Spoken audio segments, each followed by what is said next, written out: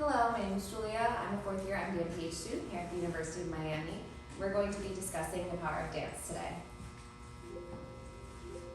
We may have to touch this. All right, so first we're going to start off with a little video to welcome us into the world of dance and some of its benefits. So these are some seniors here doing our lovely Thriller dance.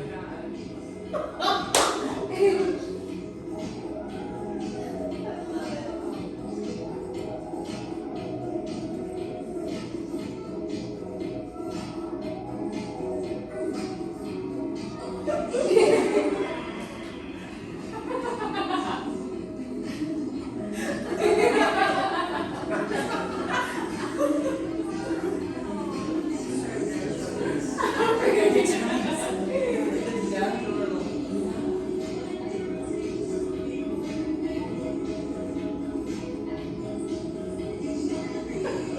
As you see, it's bringing them much joy, mobility, even while sitting in the chair.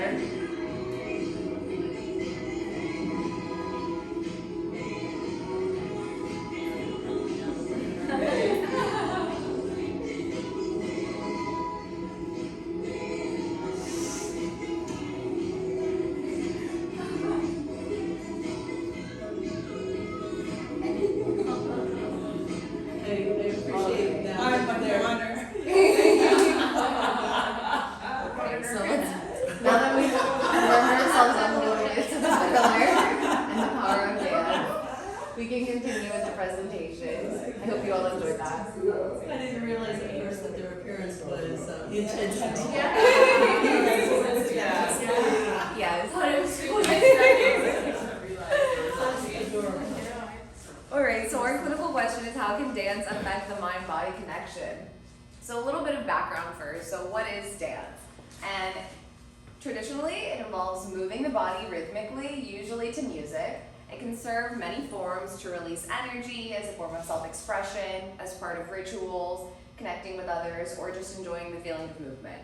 So humans have been dancing likely since we first began existing in the world, as it dates back to 8,000 BCE. And it combines 5 key elements: body, action, space, time, and energy.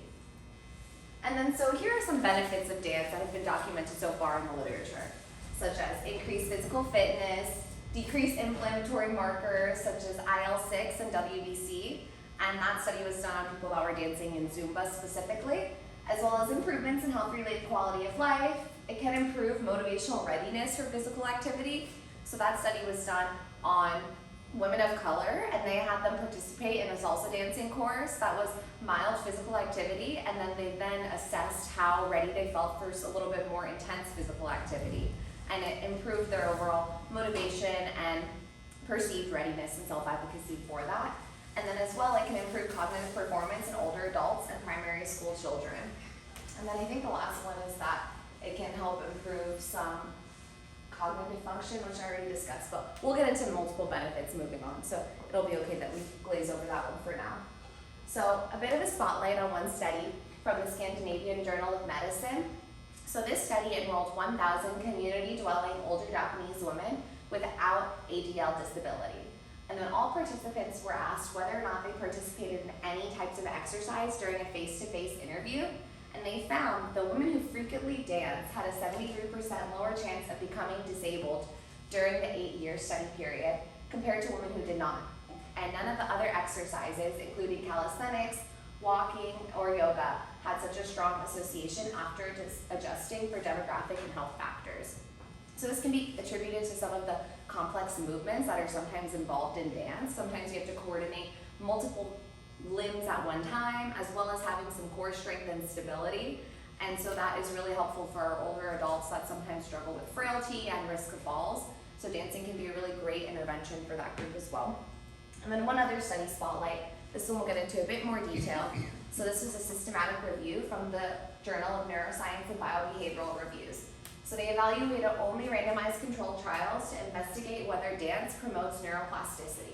So first they checked PubMed, Web of Science, and Scopus, and they found 1,000 articles from there. And then after they removed the duplicates and screened the records, they screened them based off of whether or not they included neuroplasticity specifically, the quality of the study, how it was, making sure it was randomized and controlled. And then they ended up excluding some that were animal models, no dance, kind of like I was mentioning in some case reports. And then ultimately, the ones that were included and made the cutoff were 8 articles. And so in those 8 articles, they assessed cognitive function using validated screening tools such as the mini mental status exam or imaging studies such as MRI or diffusion tensor imaging, and then other cognitive assessments like the trail making test and various other tests. And then the follow-up ranged from 6 to 18 months. And there was multiple dance types that were evaluated. So types of ballroom dance like the jitterbug, the cha-cha, the rumba, as well as salsa, tango, aerobic dance, and then some multi-genre dance where the participants would dance in a different genre like rock and roll, R&B every week. And the control intervention included people that had just had health education, that were playing instruments, that had walking as their physical activity, or did other aerobic exercises in sports. And then all of the studies that were included had either good, fair, or strong levels of evidence. So what did they find? So all of the studies demonstrated positive structural and or functional changes on the brain.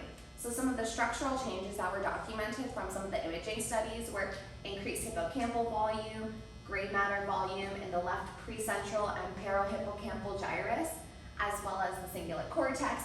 Essentially, you all can read, but there were several brain structures that were positively influenced by the dance interventions. And then some of the functional outcomes that were found were alterations in cognitive function, such as improvement in memory, attention, balance, psychosocial parameters, and improved peripheral neurotrophic factor.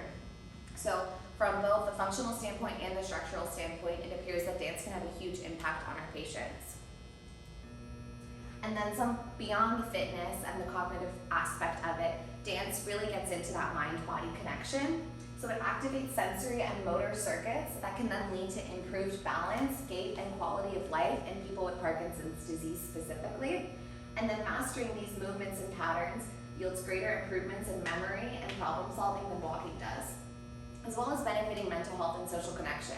So I know for me, whenever I'm exercising, I like to do things that sort of make me think that I'm not exercising, and dance can be one of those components. And I like doing exercises that also involve my mind a little bit to help me from stop thinking like, oh, this is so hard, I don't want to do this anymore. And then you're just thinking like, oh, what's the next step? And it really engages the whole mind-body connection throughout the process. So that was just a brief overview, and then some take-home points that we have are that dance is a non-pharmacological and inexpensive intervention that can really improve patient outcomes if patients are at all interested in it. And then it can be utilized as a primary form of physical activity, or can move patients to more vigorous forms. So kind of like we were saying earlier with people that were doing salsa dancing, that was then increasing their motivation to do other forms of physical activity. And then a more vigorous form of salsa, would be considered Zumba dancing. So that's another way to sort of get in that activity. And then the cognitive aspects of dance can enhance the mind-body connection. And then as you all saw in the systematic review, there was multiple forms of dance study, and various forms of dance can have these positive benefits. So you can encourage your patients to do any and all forms, and just whichever one they're most comfortable with. It doesn't have to be a specific method, but all different types of dance have shown to have these benefits. Let's dance.